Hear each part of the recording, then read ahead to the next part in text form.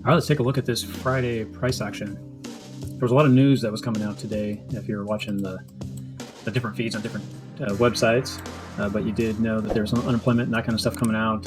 Right now, the Trump administration's talking about some stuff with crypto, just a lot of news, good and bad.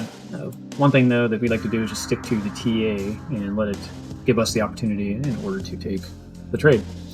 So on the price action from open, we did start to see the run up. It did try to break through the 200 on the 15. And as we can see, though, we didn't have any opportunity for us to get in, so you're just kind of waiting.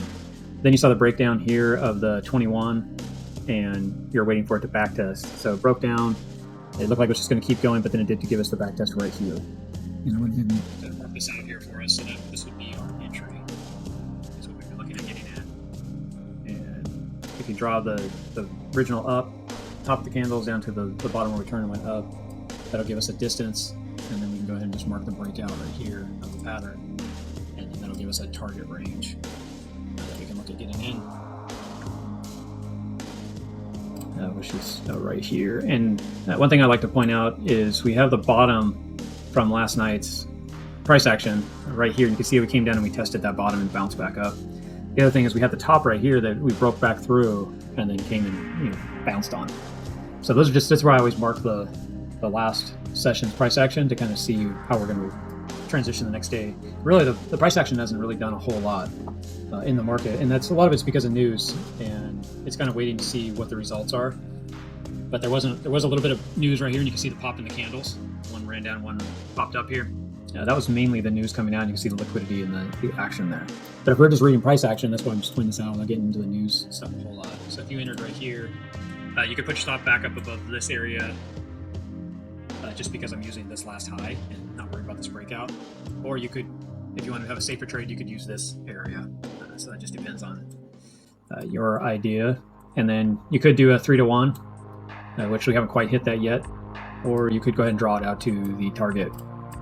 Now that says we're going to move out to, that just depends on how you want to trade. Or you could just take it out right down in this area when it was trying to turn around, just because this was the bottom area here. So kind of depends on what you want to do. As we move into the Friday evening, up into the weekend, we'll have to see how the next couple days of the weekend trade out here. The other thing I want to point out, which I've talked about quite a bit, is using the stochas on the 15 for direction. And you can see that this pullback happened right here. If you didn't want to use this or you weren't quite sure yet, you could use this price action to confirm the move for yourself. So if you mark this right here, you can see I marked it back here already on the run up. You can see that here's the run back down, and we marked it there.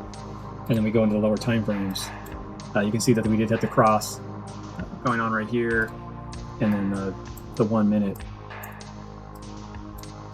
right here gave us the downfall with the bear flag right here. There's your bear flag and the price action.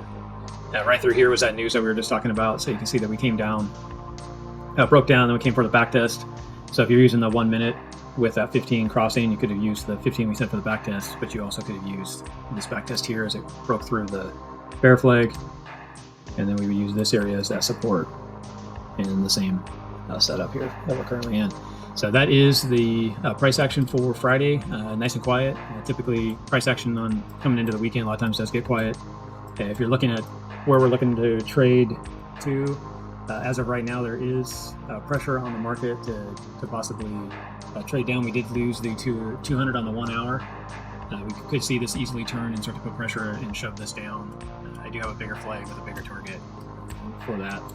Just kind of pointing this out, just using other time frames, longer time frames. The 4 hour it does have the same bearish settlement that it's trying to roll over and look like we're getting some downwards pressure as well. The 8 hour shows that we could roll down out into the daily. Looks like we could roll out here. We'll just have to watch and see, but there is some pressure that we could come down and get down to these lower areas, or even go down, into this area range here. So we'll just have to watch and see the price action and play out. But that should do it for Friday's recap. Again, just back test yourself, practice this, use the TA that I used today to look for opportunity anywhere in the charts for yourself, and get good at doing this, so that way you can just take the trades when it's time and make trading easy and profitable for yourself. Thank you guys, and we'll see you in the next update.